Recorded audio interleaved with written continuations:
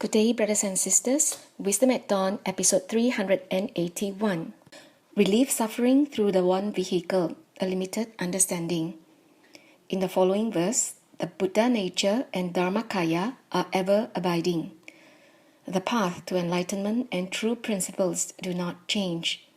With these, the Buddha gave teachings according to people, time, and place to transform and return our minds to the true nature.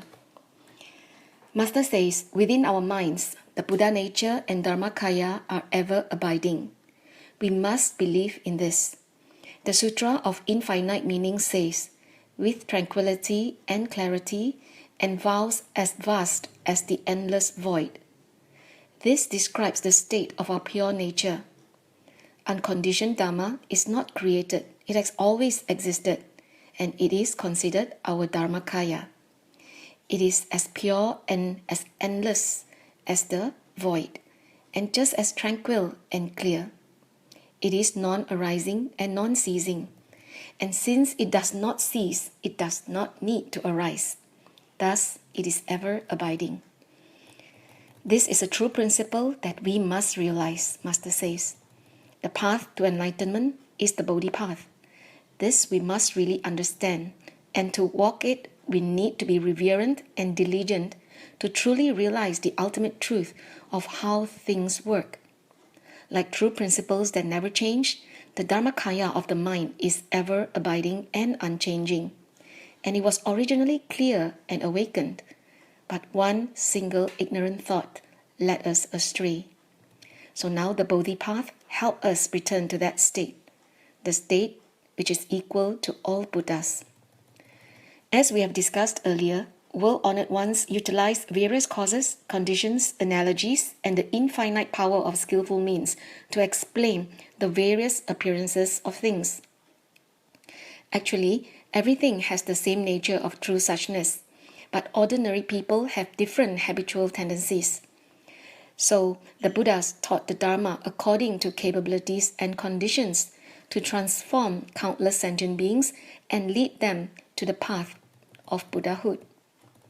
Based on the times and the way people of that ethnicity lived at that time, they gave teachings accordingly and taught in different ways. But they always taught the same thing, the one vehicle Dharma. For example, right now to teach Dharma, we need to use more than one language. Though the language is different, the principles are the same. Across this world, in many places and countries, the spoken and written language may be barriers, but the same one vehicle Dharma is taught, and it performs the same function. Another example is water. Water is a necessity. It cleans filthy things, and it also nourishes the land to grow crops. To humans, it is a necessity.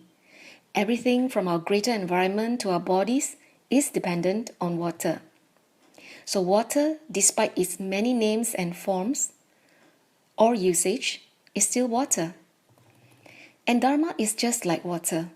When Buddhas came to this world in the past, they wanted to teach what we humans needed the most, something that could cleanse and bring harmony to our minds.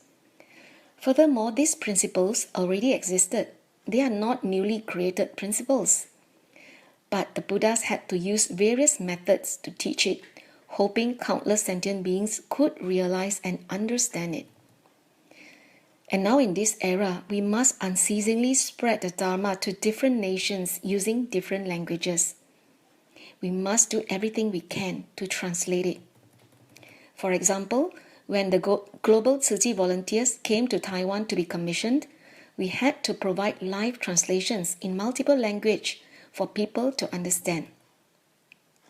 Sometimes it had to be translated a few times, but no matter how many translators it went through, it was still the same Dharma taught by all those world-honored ones who came to this world. And this, Master says, is called giving teachings of the one vehicle Dharma.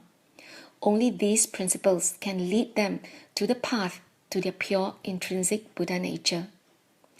Actually, we all have the three treasures in us, and we should look at everyone with this same mindset. We are all Buddhas by nature, but we are Tathagata in bonds, meaning we are Tathagatas entangled by our afflictions.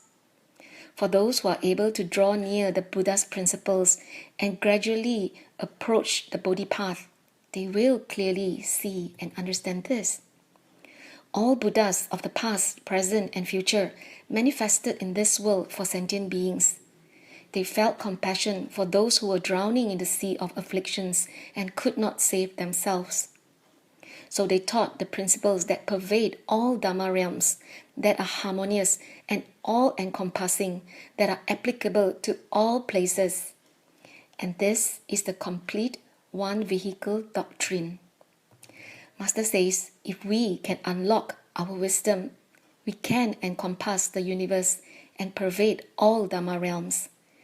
We will be free and be at ease. But unfortunately, we are always constraining ourselves with our afflictions.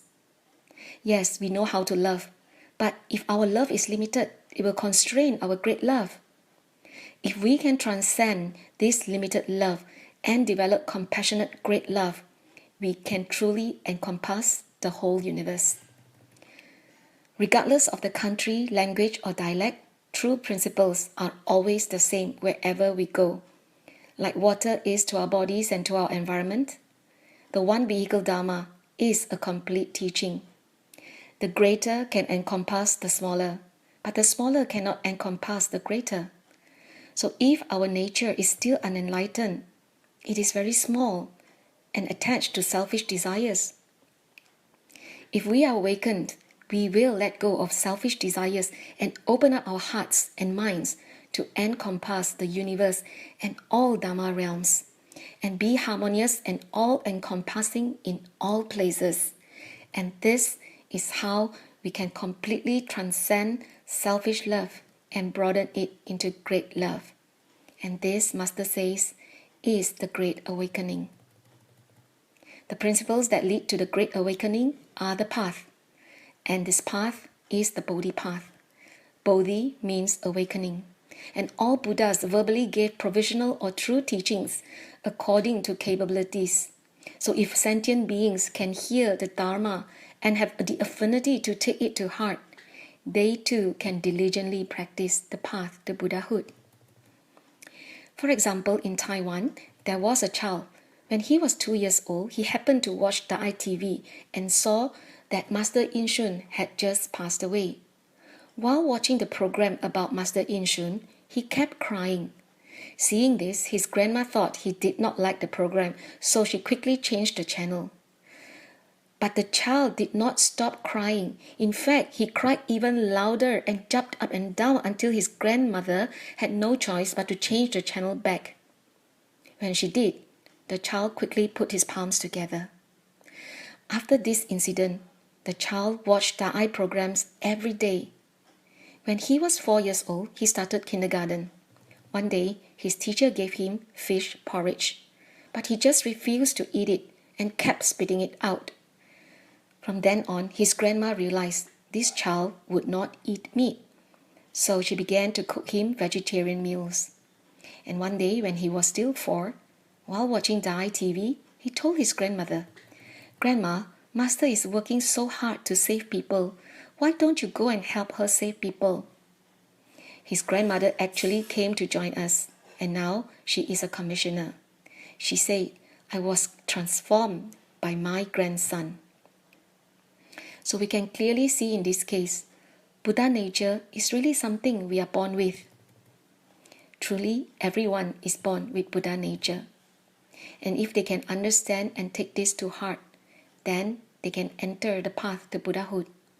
For all sentient beings, provisional teachings are simply ways to make it easier to reveal the true Dharma. It helps us all enter the state of the Buddha, our intrinsic Buddha nature. Master hopes everyone can really understand that the profound Buddha Dharma is actually very, very simple. We just need to take the Dharma to heart and be mindful always. 感恩 for listening in.